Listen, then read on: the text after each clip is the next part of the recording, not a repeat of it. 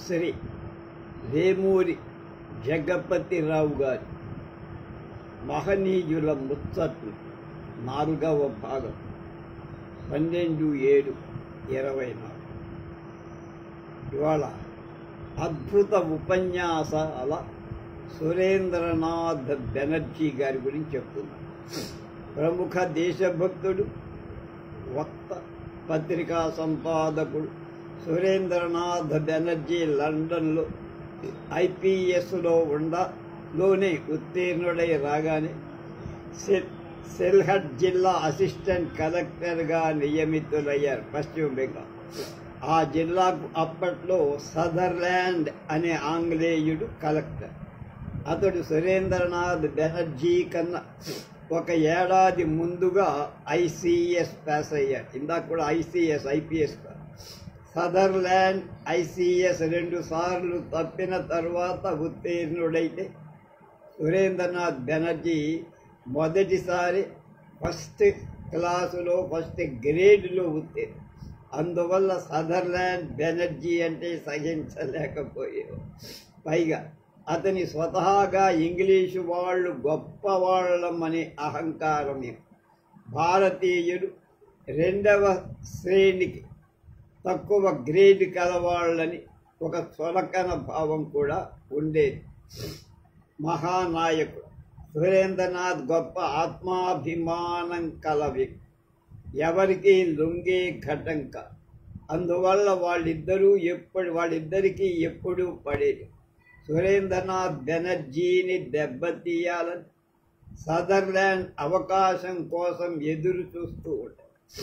ఆ రోజుల్లో కలెక్టర్లకు, అసిస్టెంట్ కలెక్టర్లకు నేరాలు విచారించే అధికారం బాగానే ఉంది.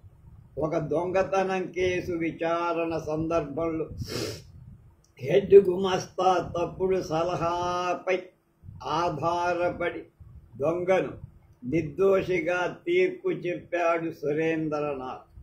దీన్ని ఆధారంగా చేసుకొని బెనర్జీ ఈ దొంగను కాపాడాలని విడుదల చేశాడని పై అధికారులకు రిపోర్ట్ చేశాడు ఆ కలెక్టర్ సదర్లాండ్. బ్రిటిష్ ప్రభుత్వం దీనిపై విచారణ ఒక సంఘాన్ని నియమించి అందులో అందరూ తెల్లవాళ్ళు. వాళ్ళు సదర్లాండ్ చెప్పిందే నమ్మి సరిగా విచారణ చేయకుండా సురేంద్రనాథ్ బెనర్జీని తక్షణం ఐసీఎస్ నుంచి తొలగించేశారు. తర్వాత సురేంద్రనాథ్ బారిస్టర్ చదవటానికి ఇంగ్లాండ్ వెళితే కూర్చోవటానికి కూడా వీల్లేదని బ్రిటిష్ ప్రభువులు శాసించి, ఆ విధంగా కాంగ్రెస్ చరిత్రకారుడు పట్టాభి అన్నట్టు భారతజాతి ఒక గొప్ప పరిపాలనాధ్యక్షుణ్ణి కోల్పోయి ఒక మహానాయకుణ్ణి పొందగలిగింది అన్నారు. 3 గంటల అద్భుత ప్రసంగం. 1836 పూనాలో కాంగ్రెస్ అధ్యక్ష పదవి సురేంద్రనాథ్ బెనర్జీ ఎంపిక అయ్యారు. ఆ రోజుల్లో కాంగ్రెస్ అధ్యక్షుడిని ప్రతినిధులు ఎన్నుకునేవాళ్ళు కాదు, ఆహ్వాన సంఘం వాళ్ళే సెలెక్ట్ చేసేవారు, ఎంపిక చేసి. ఆ సభలో సురేంద్రనాథ్ బెనర్జీ 3 గంటల పాటు చేసిన అద్భుత ప్రసంగం కాంగ్రెస్ చరిత్రలో కలకాలం నిలిచి ఉంటుందంట. ఆ ఉపన్యాసం తయారు చేయటానికి రోజు 3 గంటల చొప్పున 6 వారాలు ఆయన కృషి చేశారు. ప్రతినిధులను మంత్రముగ్ధుల్ని చేసిన ఆ మహోపన్యాసంతో సురేంద్రనాథ్ మహావక్తగా దేశమంతా గుర్తింపు పొందారు. మర్యాద ఇచ్చి పుచ్చుకోండి. బెంగాల్ విభజనకు వ్యతిరేకంగా ఆందోళన జరుగుతున్న రోజులు. సురేంద్రనాథ్ కలకత్తాలో బ్రహ్మాండమైన ఊరేగింపుకు నాయకత్వం వహించి యథాప్రకారం పోలీసులు శాంతియుతంగా జరుగుతున్న ఊరేగింపు మధ్యలో ఇష్టం వచ్చినట్లు కార్యకర్తని చెతక కొట్టారు. బెనర్జీని అరెస్ట్ చేసి మ్యాజిస్ట్రేట్ ముందు హాజరు పెట్టారు. సురేంద్రనాథ్ మ్యాజిస్ట్రేట్ ఎదురుగా ఉన్న కుర్చీలో కూర్చోబోతూ ఉండగా ఆయన మండిపడి ఖైదీ అయినవాడు కుర్చీలో కూర్చోవటానికి వీల్లేదని వాదించి సురేంద్రనాథ్ ఏమాత్రం తగ్గకుండా మీతో అవమానం పొందటానికి ఇక్కడికి రాలానే, మర్యాద ఇచ్చి పుచ్చుకోండి అన్నారు. మేజిస్ట్రేట్ మరీ మండిపడి సురేంద్రనాథును క్షమాభిక్ష చెప్పాల్సిందే అని ఆదేశం. అందుకు సురేంద్రనాథ్ తిరస్కరించగా కోర్టు ధిక్కారం నేరం కింద 200 రూపాయలు, ఊరేగింపు జరిపినందుకు మరో 200 జరిమానా విధించారు. కోర్టు ధిక్కారం. సురేంద్రనాథ్ బెనర్జీ బెంగాలీ అనే పత్రిక నడిపారు. ఆ పత్రిక ఆ రోజుల్లో విశేష ప్రచారంలో ఉండేది. 1883లో బెంగాల్ హైకోర్టులో ఓ హిందూ విగ్రహం గురించి ఒక వివాదం ఏర్పడి దాన్ని వింటున్న జడ్జి నోరిస్ ఓ దశలో ఆ విగ్రహాన్ని పెకలించుకు వచ్చి కోర్టులో ప్రదర్శించాలని ఆజ్ఞ జారీ చేసి పవిత్ర విగ్రహాన్ని పెకలించుకు రమ్మంటం పట్ల హిందువులలో ఆగ్రహ ఆవేశాలు పెరిగిపోయి అనేక పత్రికలు అనుచితమైన నోరిస్ చర్యలు తీవ్రంగా గర్హించి సురేంద్రనాథ్ బెంగాలీ పత్రికలో రాసిన ఘాటైన సంపాదకీయలో అసలు నోరిస్ హైకోర్టు జడ్జిగా ఉండటానికి తగిన వ్యక్తి కాడని నిందించి దాంతో బెనర్జీపై కోర్టు ధిక్కార నేరం పెట్టింది ప్రభుత్వం. అయితే కొంతమంది పెద్ద సీనియర్ న్యాయవాదుల సలహాపై బెనర్జీ తన పత్రికలో నోరిసును వ్యక్తిగతంగా నిందించటం పొరపాటేనని క్షమాపణ చెప్పిన బ్రిటిష్ ప్రభుత్వం సురేంద్రనాథ్పై కేసు తీసుకోవడం వాపసు. 5 సభ్యులు గల ఫుల్ బెంచ్ సురేంద్రనాథ్ 2 మాసాలు జైలు శిక్ష విధించి తర్వాత ఇంకొక మహనీయుడు పొద్దున్నే బ్రాహ్మణ్ణి చూడటం మంచిది కాదంటారు పెద్దలు అన్న లాలా లజపతి రాయ్ భారత స్వాతంత్ర సమర యోధులలో అగ్రగణ్యుడు, పంజాబ్ కేసరిగా ప్రఖ్యాతి పొందిన లాలా లజపతి రాయ్ గొప్ప సంస్కర్త, గ్రంథకర్త, పత్రికా సంపాదకుడు. లాలాజీ ప్రభాస కాలంలో ఆయన పంజాబ్ కేసరి అనే విశేష నామంతో పిలవటం ప్రజలలో గొప్ప వ్యాప్తి వచ్చి దానికి ప్రచారం పెరిగి దేశమంతటా లాలాజీని ఆ పేరుతోనే పిలవటం అలవాటై పత్రికల వాళ్ళు కూడా అదే విధంగా లాలాజీని పంజాబ్ కేసరి అని చెప్పేవారు. లాలాజీని పంజాబ్ కేసరి అనడం సిక్కులకు కూడా కోప కారణమై వారి దృష్టిలో ఒక్క రంజిత్ సింగ్ తప్ప మిగిలిన వాళ్ళెవరూ పంజాబ్ కేసరిగా వర్ణించటానికి వీలు కోరు. ఈ విషయంలో సిక్కు మత సంస్థ లాలాజీకి ఒక ఉత్తరం రాస్తూ తమ అభ్యంతరాన్ని తెలియజేసి అందుకు లాలాజీ పత్రికా ముఖంగా తాను కావాలని పంజాబ్ కేసరిని తగిలించుకోలేదని, ప్రజలు పత్రికలు బిరుదు వాడుతూ ఉంటే తాను చెయ్యగలిగిందేం లేదని సమాధానమిచ్చారు. మా తాతలు నేతులు తాగారు. ఆ రోజుల్లోనే ఆధునిక భావాలు కలిగి భారతదేశానికి సోషలిజమే శరణ్యం అని ప్రచారం చేసిన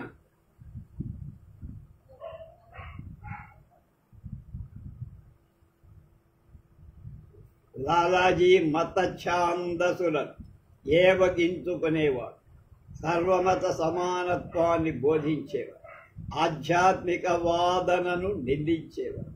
ఆధ్యాత్మిక ధోరణుల వలన భారతీయులు చాలా నష్టపోతున్నారని చెప్పే బాబాలు స్వాములు చేసే తంతు తీవ్రంగా విమర్శించారు.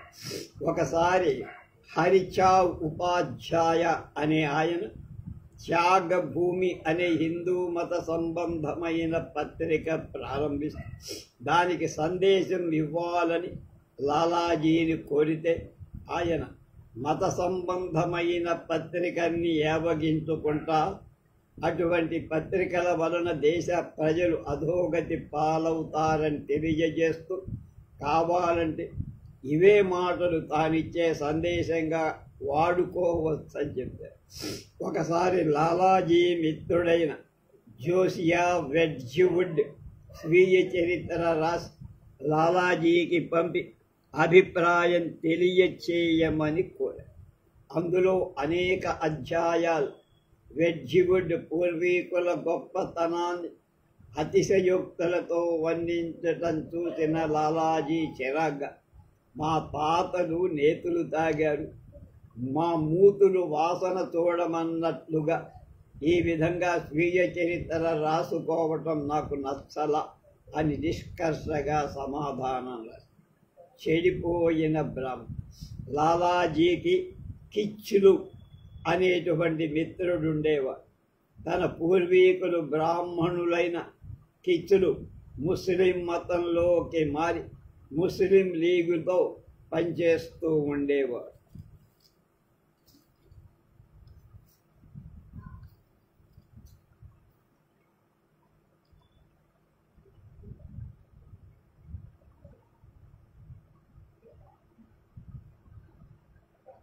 ఆయనకు పత్రిక ఉండేది. ఆ పత్రికలో ఒక్కొక్కబడు లాలాజీని కూడా కఠినంగా విమర్శించి, అయినా లాలాజీ వాటిని పట్టించుకునేవాడు కాదు. ఒకసారి వాళ్ళిద్దరూ అనుకోకుండా పొద్దున్నే రైలు ప్లాట్ఫామ్ మీద కలుసుకోవడం జరిగింది. కిచ్చులును చూడటంతోనే లాలాజీ హాస్యంగా, పొద్దున్నే బ్రాహ్మణ్ణి చూడటం మంచిది కాదంటారు పెద్దలు అంటే కిచ్చులు పెద్దగా నవ్వుతూ, నేను చెడిపోయిన బ్రాహ్మణ్ణి కాబట్టి మీకేం ఇబ్బంది ఉండదు అని. తర్వాత ఇద్దరు విభేదాలు వదిలి చాలాసేపు లోకాభిరామాయణంతో కాలం గడిపారు. మరపురాని వాక్యం. మదర్ ఇండియా పేరుతో మిస్ మయో అనే అమెరికన్ పత్రికా రచయిత భారతదేశం గురించి రాసిన అవాకులు చవాకులును ఖండిస్తూ లాలాజీ అన్హ్యాపీ ఇండియా అనే పుస్తకం రాశారు. ఆ పుస్తకంలో లాలాజీ అపార పాండిత్యం, వ్యక్తిత్వం, రచయితగా ఆయన నైపుణ్యం స్పష్టము. అంతేకాక ఆ పుస్తకాన్ని అమెరికన్లకే అంకితం ఇచ్చి తన విశాల హృదయాన్ని వెల్లడి చేసి మిస్ మాయో సంకుచిత దృష్టిని బట్టబయలు చేసి, ఆ రోజుల్లో ఈ పుస్తకం వేలాది ప్రతులు అమ్ముడయ్యాయి. అన్హ్యాపీ ఇండియాలో ఆయన ఆసియా ఖండం యూరప్ ప్రజలకు జ్ఞాన భిక్ష పెట్టింది. అమెరికా యూరప్ బిడ్డ మాత్రమే కాదు, భారతదేశాన్ని జయించటం ద్వారా ఐశ్వర్యం పొందిన బ్రిటన్ భారత స్వాతంత్రం పొందిన మరుక్షణం ఆధిక్యత అంటూ ఏమీ ఉండదు అని రాశారు. ఈ వాక్యాలు ఎవరు ఎన్నటికీ మరువరాని. లాలాజీ గాంధీజీ. లాలా లజపతి రాయ్ గాంధీజీ నాయకత్వాన్ని అంగీకరించిన కొన్ని విషయాల్లో ఆయనకు గాంధీ వైఖరి నచ్చేది కాదు. ముఖ్యంగా హిందూ మహమ్మదీయ సమస్యపై గాంధీ ధోరణి ఆయనకు వ్యతిరేకం. ఈ విషయంపై లాలాజీ పీపుల్స్ అనే పత్రికలో 10-12 వ్యాసాలు గాంధీ ధోరణి నిరసిస్తూ రాశారు. అయినా గాంధీజీ పట్ల ఆయనకు ఎంతో గౌరవం. ఒకసారి హిందూ ముస్లిం సమస్య గురించి బహిరంగ సభలో మాట్లాడాలని కోరగా లాలాజీ తన మనస్సులో మాటలు కుండ బద్దలు కొట్టినట్లు మాట్లాడుతూ గాంధీజీ మార్గాన్ని తీవ్రంగా విమర్శిస్తూ చివరకు ఒక మాటను, అయినా ఈ హిందూ ముస్లిం సమస్య పరిష్కరించగల శక్తి ఈ దేశంలో ఒకే ఒక్క మహానాయకుడికి ఉంది, ఆయనే పూజ్య బాపూజీ. ఆయన తప్ప మరెవరూ ఈ సమస్య పరిష్కరించలేరు అని గాంధీజీపై అంతటి గౌరవంతో ఆయన మాట్లాడారు. గాంధీజీ తర్వాత అంత పెద్ద బిచ్చగాడు మదన మోహన్ మాలవ్య. కాశీ విశ్వవిద్యాలయ సంస్థాపకుడు పండిట్ మదన్ మోహన్ మాలవ్య జీవితాంతం దాని అభివృద్ధికే కృషి చేసి విశ్వవిద్యాలయం కోసం చందాలు పోగు చేయటానికి భారతంతా తిరిగారు. ఆయన గురించి ఓసారి జేబీ కృపలాని గాంధీజీ తర్వాత మాలవ్యాయే మన దేశంలో పెద్ద బిచ్చగాడు అన్నారు. మాలవ్య ప్రతిరోజు ఇంత మొత్తం సేకరించాలని ఒక లక్ష్యం పెట్టుకునేవారు. ఆ మొత్తం సమకూరేదాకా అన్నం నీహాహారం కూడా తీసుకునేవారు కాదు. ఒకసారి చందాల వసూళ్లలో చిట్కా. ఒకసారి మాలవ్య అనుచరులతో కలిసి ఒక షావుకారు దగ్గరికి చందా కోసం వెళ్ళాడు. అతను చందా మాట ఎత్తకుండా ఆ బృందానికి విందు ఏర్పాటు చేసి భోజనానికి పిలిచి మాలవ్య భోంచెయ్యటానికి నిరాకరించి ఆ రోజు తన అనుకున్న మొత్తం చందా పోగు చేసేదాకా భోజనం చెయ్యనని చెప్పి దాంతో షావుకారు అదెంతో తెలుసుకొని అంతే మొత్తం తక్షణం ఇవ్వగా అప్పుడు మాలవ్య భోజనానికి కూర్చుంది. మరోసారి మాలవ్య ఒక బ్యాంక్ యజమాని దగ్గరకు చందా కోసం వెళ్ళి ఆ యజమాని అప్పటికి ఆర్థికంగా చిక్కు పరిస్థితిలో ఉన్నారు. ఖాతాదారులకు అతడి మీద విశ్వాసం పోయి బ్యాంకు దివాళా స్థితిలో ఉంది అని చెప్పి తానేం చందా ఇవ్వలేనని విన్నవించాడు. మాలవ్య కాసేపు ఆలోచించి ఒక పని చేస్తే వ్యాపారం తిరిగి బాగుపడు, 5 లక్షలకు చెక్కు రాసి చందాగా నాకివ్వు అని చెప్పారు. దానికి బ్యాంక్ యజమాని 5 లక్షలు ఉంటే బ్యాంక్ దివాళా తీసే పరిస్థితి ఎందుకు వస్తుంది అని ప్రశ్నిస్తే ముందు నేను చెప్పినట్టు చేయవా అన్న. బ్యాంక్ యజమాని 5 లక్షలకు చెక్కు రాసి మాలవ్యాకిచ్చి అతను కాశీ విశ్వవిద్యాలయాన్ని 5 లక్షలు చందా ఇచ్చినట్టు మర్నాడు పేపర్లో ప్రముఖంగా పడటంతో బ్యాంకుపై ఖాతాదారులకు తిరిగి నమ్మకం కుదిరి అందులో సొమ్ము దాచుకోవటం మొదలుపెట్టింది. బ్యాంకు వ్యాపారం తిరిగి పుంజుకుంది. మాలవ్యకు 5 లక్షలు దక్కాయి. పర్వాల కాశీ విశ్వవిద్యాలయం ప్రారంభించిన కొత్తలో ఒక బ్రిటిష్ ప్రతినిధి వర్గం విశ్వవిద్యాలయాన్ని చూడటానికి ఆ సమయంలో మాలవ్య ఏదో మీటింగుకు హాజరయ్యేందుకు సిద్ధమవుతుంది. ఆ ప్రతినిధి వర్గం శేషాద్రి అనే ప్రొఫెసర్కు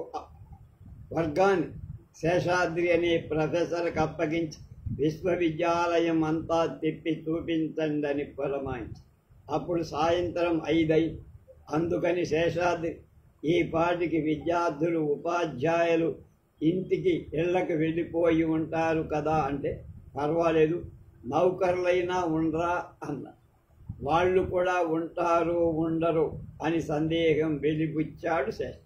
దానికి అయినా పర్వాలేదు, ప్రతినిధి వర్గం కిటికీలోంచైనా చూస్తారు, తీసుకువెళ్ళి చూపండి అని మాలవ్య అనటంతో ప్రతినిధి వర్గంలో ఒక సభ్యుడు అందుకని మాకు ఇప్పుడు అర్థమైంది, ఈ విశ్వవిద్యాలయాన్ని మాలవ్య ఎలా ఏర్పాటు చేశారు, ఎట్టి పరిస్థితిలోనైనా పర్వాలేదు అనే ఆయన పట్టుదలే దీనికి స్థాపన కారణం అయి ఉంటుందన్న. ఆ తర్వాత మాలవ్యాయే వాళ్ళకి విశ్వవిద్యాలయం అంతా చూపించి తాను వెళ్లాల్సిన మీటింగు కొంచెం ఆలస్యంగా వెళ్ళాడు. ఆగండి, లెక్క పెట్టి చెబుతా. మాలవ్య మాటల్లో ఒక్కొక్కప్పుడు హాస్యం తొంగి చూస్తాడు. ఒకసారి మిత్రుడు ఆయన ఇంటికి వచ్చి మాటల సందర్భంగా మీ కుటుంబ సభ్యులు ఎంతమంది అని అడిగారు. బిగ్గరగా నవ్వుతూ ఆగండి ఒకసారి లెక్కేసి చెప్తానన్న. 4 కొడుకులు 3 కూతుళ్ళు, అనేక మంది మనవలు మనవరాండ్రు కల మాలవ్య. కాశీ విశ్వవిద్యాలయంలో ఒకసారి మాలవ్యకి తెలియకుండా ఆయన బంధువు ఒకరికి పెద్ద ఉద్యోగం ఇవ్వటం జరిగింది. ఈ విషయం తెలిసిన వెంటనే మాలవ్య విశ్వవిద్యాలయపు అప్పటి వైస్ ఛాన్సలర్ డాక్టర్ రాధాకృష్ణన్కు ఉత్తరం రాస్తూ తన బంధువుని వెంటనే ఉద్యోగం నుంచి తొలగించాలని కోరారు. తద్దినానికి బంగాళాదుంప ఆచార వ్యవహారాల్లో మాలవ్య చాలా నిష్టగా ఉండేవారు. ఆయన కుటుంబ సభ్యులు వండిన భోజనం తప్ప ఇతరుల చేతి భోజనం తినేవారు కాదు. అసెంబ్లీలో కానీ కాంగ్రెస్ సభల్లో కానీ అక్కడి మంచినీళ్లు కూడా తాగేవారు కాదు. ప్రభుత్వం ఏర్పాటు చేసిన విందుల్లో ఇతరత్రా ఏర్పాటైన విందుల్లో ఆయనేం తినేవారు కాదు. మర్యాద కోసం మాత్రం ఆ విందులో పాల్గొని శాకాహారం పాలు మాత్రమే మాలవ్య ఆహారం. ఆయన తండ్రి బంగాళదుంపలు బాగా ఇష్టంగా తినేవారు. అందువల్ల బంగాళాదుంప తనకు రుచించకపోయిన తండ్రి తద్దినం రోజు వాటిని తప్పనిసరిగా తినేవాడు మాలవ్య. గోవులను ఎక్కువగా అభిమానించేవాడు మాలవ్య. వాడికి ఎప్పుడూ కొన్ని ఆవులుండే.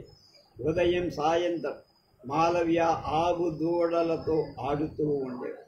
ఒకసారి ఆయన ప్రయాణిస్తున్న చిన్నక ఒక ఎడ్ల బండిని ఢీకొ. ఆ ప్రమాదంలో ఆయనకు బాగా దెబ్బలు తగిలిన ఏం పట్టించుకోకుండా ఎడ్లకు ఏమైనా దెబ్బలు తగిలాయేమో అని వాకబు చేసి పశువులంటే అంత దయ. ఆయన ఎప్పుడూ పశువుల చర్మంతో తయారు చేసిన చెప్పులే వేసుకునేవారు కాదు. క్యాన్వాస్ బూట్లు మాత్రమే వాడేవారు. అద్భుత వాదనా చాతుర్యం. న్యాయవాదిగా మాలవ్య గొప్పతనానికి ఒక ఉదాహరణ. 1922లో ఉత్తరప్రదేశ్లో చౌరీ చౌరా పోలీస్ స్టేషన్పై తీవ్రవాదులు దాడి చేసి 21 మంది పోలీసులను చంపారు. అదే అదనుగా తీసుకొని పోలీసు వాళ్ళకి అనుమానం ఉన్న 225 మందిని కేసులో ఇరికించారు. వాళ్ళకి భయపడి స్థానిక న్యాయవాదులెవరు ఆ అమాయకుల తరఫున వాదించటానికి ముందుకు రాల. ఫలితంగా 225 మందిలో 170 మందికి జిల్లా కోర్టు ఉరిశిక్ష విధించి దారుణమైన ఈ శిక్షకు స్పందించి అనేక మంది పెద్ద మనుషులు మాలవ్య దగ్గరకు వెళ్ళి ఎలాగైనా హైకోర్టుకు తీసుకువెళ్ళి ముద్దాయిల తరఫున వాదించమని ప్రాధేయపడి మాలవ్య అప్పటికి 20 ఏళ్ల కిందటమే న్యాయవాద వృత్తిని వదిలేసి దేశ సేవలో నిమగ్నమయ్యారు. అయినా ఆ కేసు చేపట్టడానికి సంసిద్ధత వ్యక్తం చేసి కేసు పూర్వాపరాలు పరిశీలి హైకోర్టులో అప్పీల్ చేసి కేవలం మాలవ్య వాదనా పటిమ వల్లని ముద్దాయిలుగా పేర్కొనబడిన 150 మందిని హైకోర్టు నిర్దోషులుగా తీర్పు ఇచ్చింది. తీర్పు చెబుతూ హైకోర్టు ప్రధాన న్యాయమూర్తి మాలవ్యను ఈ విధంగా మెచ్చారు. అద్భుతమైన మీ వాదనా చాతుర్యాన్ని మేము అభినందించలేకుండా ఉన్నాం. మీరు తప్ప మరీ న్యాయవాది ఇంత చక్కగా వాదించలేరు అన్నది సత్యం. ముద్దాయిలుగా పేర్కొనబడిన ఈ నిర్దోషుల మీరు చేసిన సహాయాన్ని వాడు జీవితాంతం కృతజ్ఞులై ఉంటారు.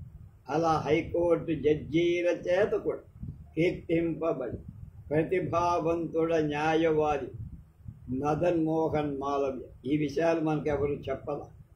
ఆయన ఎంతసేపు సందాలు భూ చేశాడు, విశ్వవిద్యాలయం కట్టాడని తెలుసుకున్నాం. హోమియో డాక్టర్ మోతీలాల్ నెహ్రూ ఆనాటి కాంగ్రెస్ నాయకులలో అగ్రగణ్యుడు. స్వరాజ్య పార్టీ నిర్మాత పండిట్ నెహ్రూ తండ్రి మోతీలాల్ నెహ్రూ ప్రముఖ న్యాయవాది. అయితే ప్రాక్టీసు మొదలుపెట్టిన కొత్తలో ఆయనకు మొదటి కేసులో వచ్చిన డబ్బు కేవలం 5 రూపాయలు. మోతీలాల్కు 30 ఏళ్ళు వచ్చేటప్పటికి నెలసరి ఆదాయం 2000 రూపాయలు.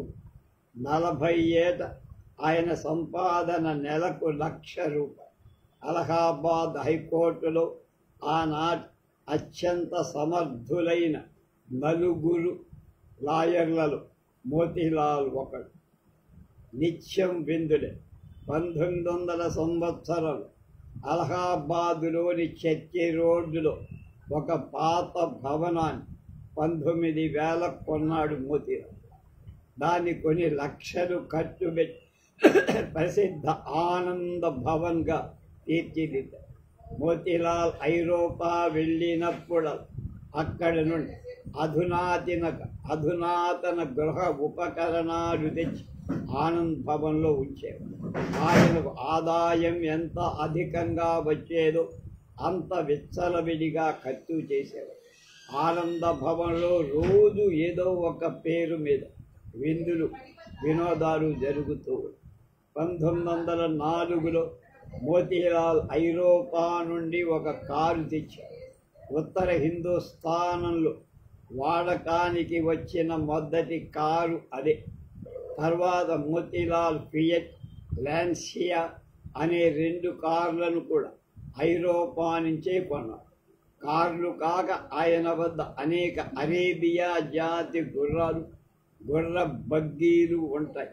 మనం ఆనంద భవన్కి అలహాబాదులో చూస్తే ఇవన్నీ చూడవచ్చు. మోతీలాల్ వేషధారణ విషయంలో బయట పాశ్చాత్య పద్ధతి అనుసరించిన ఇంటి దగ్గర పైజమా లాల్చీయే ధరించేవారు. ఆయన ఐరోపా వెళ్ళినప్పుడే కావలసిన బట్టలు కొనేవారు. బంగారు ఆభరణాలు, వజ్రాలు పరిశీలించడం, వాటి నాణ్యత గురించి చెప్పడం మోతీలాల్ హాబీ. జవహర్లాల్ వివాహ సందర్భంగా కోడలికి కమలా నెహ్రూకి పెట్టాల్సిన ఆభరణాలు ఆయనే స్వయంగా ఎంపిక చేసుకున్నారు. కాంపౌండర్ విజయలక్ష్మి. మోతీలాల్కి మరో హాబీ హోమియో వైద్యం. ప్రతిరోజు ఇంటి దగ్గర అనేక మంది రోగులు హోమియో మందులు ఇచ్చేవాడు. ఆయన కుమార్తె విజయలక్ష్మి కాంపౌండర్గా రోగులను పరీక్షించడం, వాడు చెప్పిన విషయాలు నోట్ పుస్తకంలో రాయటం చేసేది. కొన్నాళ్ళు మోతీలాల్ సాయంగా మరొక హోమియో డాక్టర్ను కూడా తీసుకొని ముఖ్యమైన కేసులు మాత్రం తనే వైద్యం చేసేవాడు మోతీలాల్.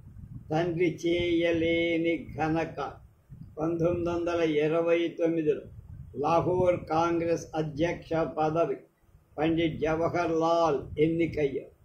అప్పటి వరకు ఆ పదవిలో మోతీలాలే ఉండేవారు. కాంగ్రెస్ చరిత్రలో అత్యుత్తమైన అధ్యక్ష పదవి తండ్రి నుంచి కొడుకు రావడం అదే మొదలు. ఆ పదవిని స్వీకరించిన రోజున నెహ్రూ లాహోర్లో లభించిన బ్రహ్మాండమైన స్వాగత సత్కారాలు ఆ తర్వాత ఎవ్వరికీ ఎక్కడా జరగదు. నగరమంతా పండగ చేసుకున్నట్టు ప్రతి ఇంటిని అలంకరించి వీధులన్నీ శుభ్రపరి రంగునీళ్లతో కళ్ళాపుచలి కాంగ్రెస్ చరిత్రలో అపూర్వంగా నెహ్రూను తెల్ల గుర్రంపై కూర్చోబెట్టి మేళతాళాలతో ఊరేగింపుగా సభాస్థలికి తీసుకువెడుతుంటే లాహోర్ ప్రజలంతా వీధుల్లో బారులు తీరారు. స్త్రీలు పిల్లలతో సహా ఇంటి కప్పు పైకెప్పెక్కి బాల్కనీలో నిలబడి నెహ్రూపై పుష్పవర్షమే కురిపింది. మోతీలాల్ భార్య స్వరూపరాణి కూడా మేడపై నిలబడి తన కుమారుడి వైభవం కళ్ళారా చూస్తూ పూడుతుంది.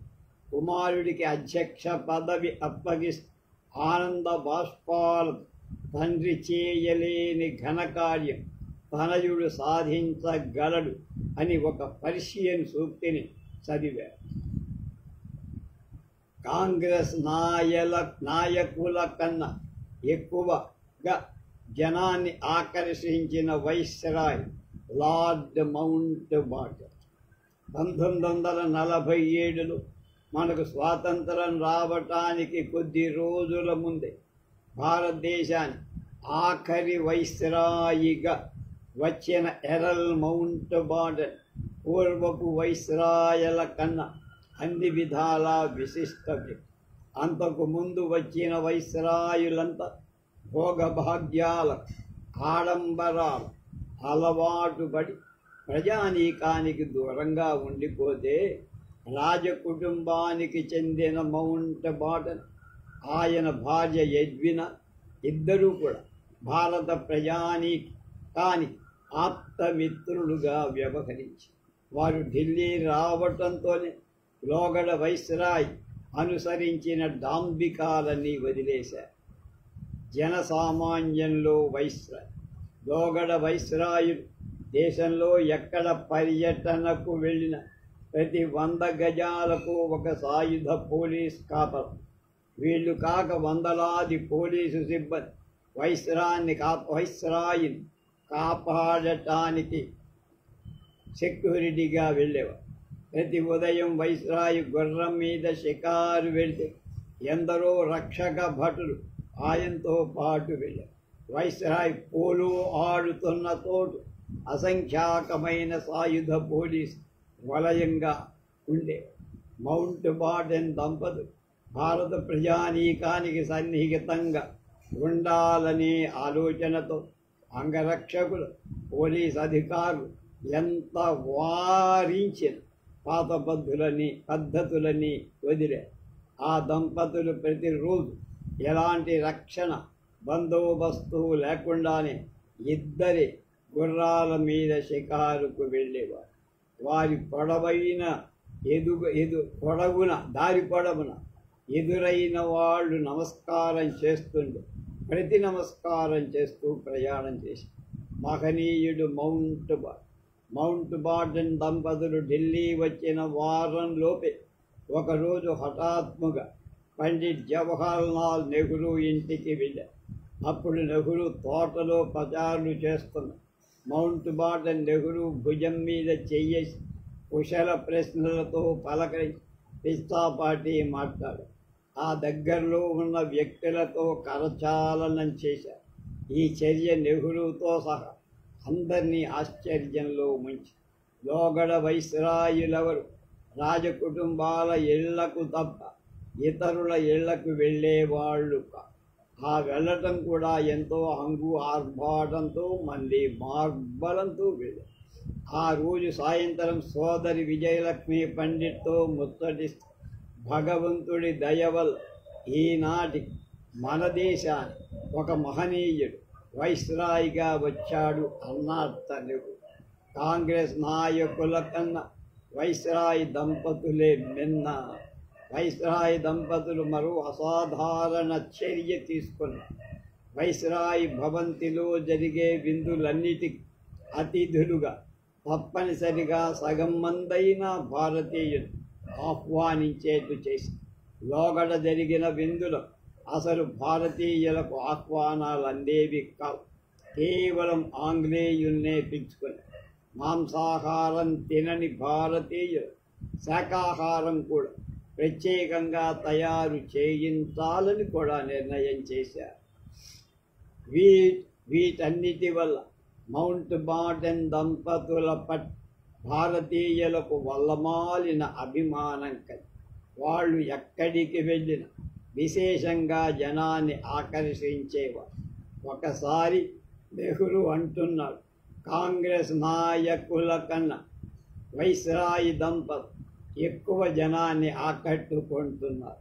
ప్రముఖ అమెరికన్ పత్రిక న్యూయార్క్ టైమ్స్ భారతదేశ చరిత్రలో ఏ ఒక్క వైస్రాయి కూడా మౌంట్ బాటన్ లాగా భారతీయుల గౌరవ అభిమానాన్ని పొందలేదు అని రాశారు.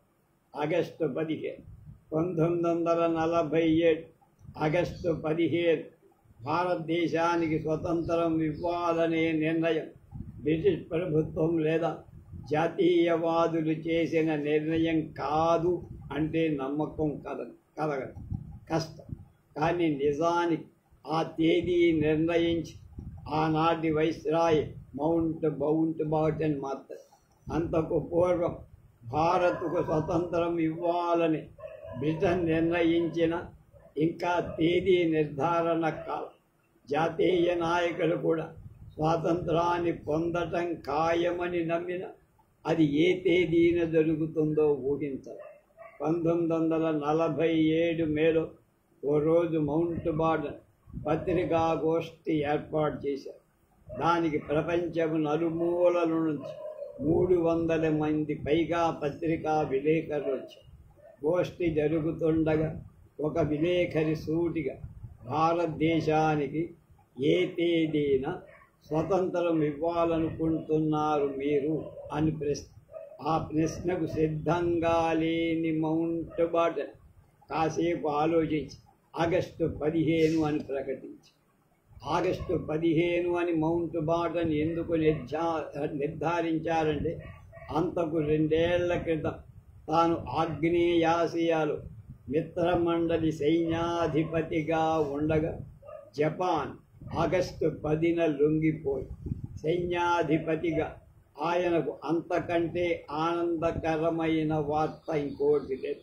అందుకే ఆయనకు ఆగస్టు 15 అంటే అంత మొక్కు. ఊహించని విధంగా భారత్ ఆగస్టు 15న స్వతంత్రం అని రేడియోలో వార్త వెలువడడంతో జాతీయ నాయకులలో హడావిడి ఎక్కువైంది. లండన్లో కలకలం బయలుదేరి ఆగస్టు 15 అశుభకరం.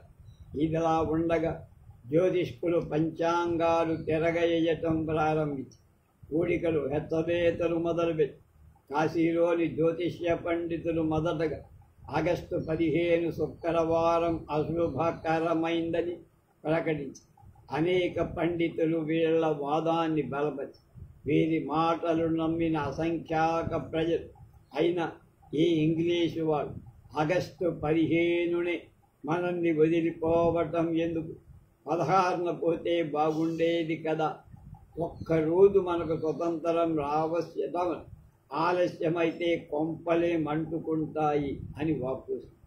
కలకత్తాకు చెందిన ప్రసిద్ధ జ్యోతిష్య శాస్త్రవేత్త స్వామి మదనానంద లార్డ్ మౌంట్ బాటన్కు ఒక ఉత్తరం రాస్తూ ఆగస్టు 15 శుక్రవారం నాడు భారతదేశానికి స్వాతంత్రం ఇస్తే భారతదేశ ప్రజలు కరువు కాటకాలతో అలమటిస్తారు, మత కలహాలు పెంచి పెరిగిపోతాయి, నదులు ఉప్పొంగి దేశాన్ని ముంచుతాయి.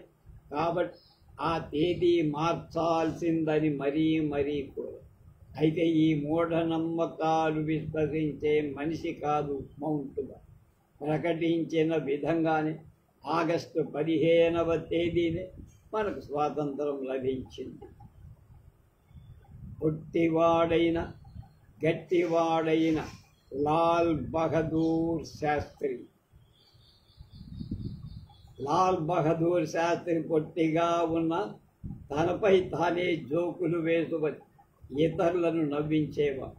ఒకసారి ఆయన ఒక పిల్లల సమావేశాన్ని అధ్యక్షత వహించిన నా మరుగుజ్జు వాలకం చూసి కాబోలు నన్ను ఈ సభకు అధ్యక్షుడిగా ఎన్నుకుని, మరి ఈ పొట్టి బుడంకాయతో పెద్దవాళ్ళు ఎవరు ఆడుకుంటారు, పిల్లలు తప్ప అని పిల్లల్ని బాగా నవ్వించి, మరోసారి లాల్ బహదూర్ కేంద్ర హోంమంత్రిగా ఉన్న ఒక సభకు అధ్యక్షత వహించి వక్తలు మన హోంమంత్రి అజాత శత్రువు అని వర్ణించగానే ఆయన అందుకొని, మరి జానడు బెత్తడు లేని నేను ఎవరితో యుద్ధం చేస్తా, ఎలా విరోధం తెచ్చుకుంటా అని చమత్కరించి అందరినీ నవ్వించి, కట్నం కొయ్య చెరక కద్దరు పంచి, కట్నం కొయ్య చెరక కద్దరు పంచి 1927లో లాల్ బహదూర్కు లలితాదేవితో వివాహమయ్యి ఆవిడ సంపన్న కుటుంబానికి చెందిందే అయినా ఆయన కోరిన కట్నం ఒక కొయ్య చెరక ఒక ఖద్దరు పంచె మాత్రమే. ఏం కోరినా ఇచ్చేందుకు సిద్ధంగా ఉన్న, అంతకంటే మరేం తీసుకోనని లాల్ బహదూర్ శాస్త్రి పేచీ కూడా పెట్టారు. కాశీలో గంగ దాటి అవతలకెళ్తే ఉత్తర కాశీలో లాల్ బహదూర్ శాస్త్రి గారి ఇల్లు ఉంటుంది, మేము చూసాను.